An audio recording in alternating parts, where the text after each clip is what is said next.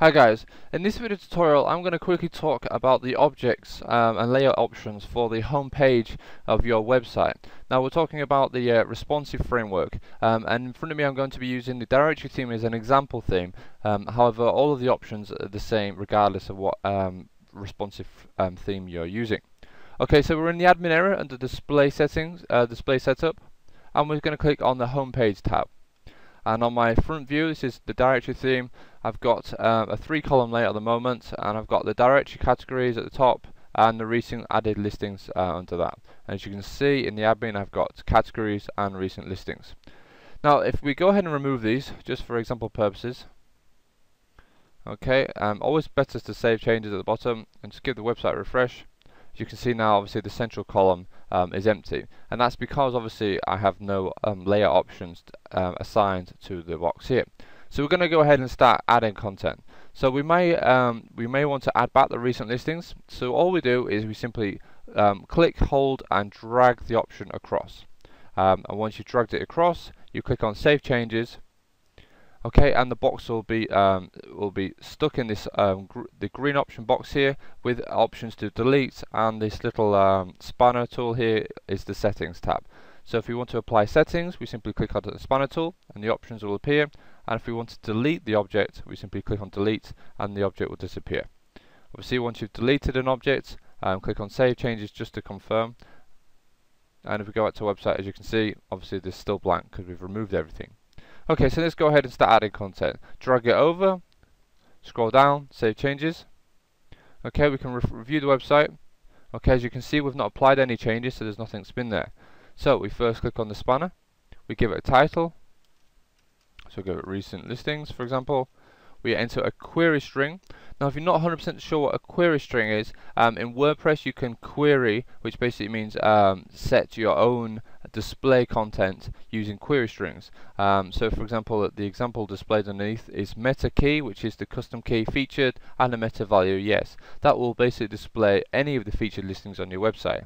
You can use the help option to go straight to the WordPress website to start creating your own query strings. But in this example, I'm just going to create a very basic one. We're going to go order by equals rand. So basically we're going to have listings randomly displayed, and we're going to have it in a list view. I'm going to click on Save Changes. Okay, so if I go to my website, give it a refresh, as you can see now I've got my listings, and if I give it a refresh, as you can see they're randomly displayed. So I've got 7, 5. Okay, so as you can see now the listing object here is displayed at the top, and I'm thinking, oh well, why is it not displayed in the central column here? And that's because we have a setting at the bottom called display, and there's an option called full width and inline. If you wish full width, which means it's displayed obviously full width, then the content is displayed above all of the column elements. So any of the content or the objects that you display full width will be displayed at the top, and anything that's displayed in line will be displayed in the order you set within the actual column elements. So if we want to put it into the columns, we simply click on inline, save changes, give the website a refresh, and as you can see now it's following the column layout elements and it's displayed in line. So if we wanted to add another one, say we wanted to add our own caption or our own text, we could use a 1-column, 2-column, or 3 or 4-column layout. Well, in this example I'm just going to use a 1-column. I drag it over, click on Save Changes.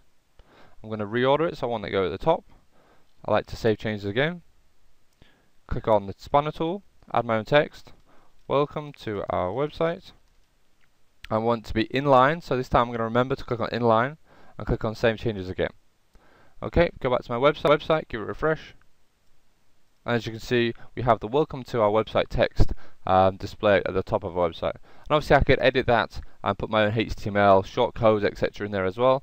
So if I wanted my own slideshows, my own, well, the amount of things you could add using short codes is endless really. But you could obviously add your own HTML code here. You could add short codes for sliders, image galleries, content, videos, etc. etc. You could add it all in there, and that obviously displayed at the top.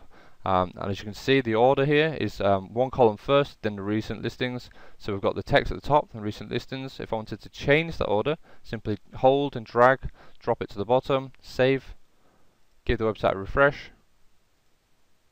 The recent listings at the top. If I scroll to the bottom, as you can see, the text is now at the bottom.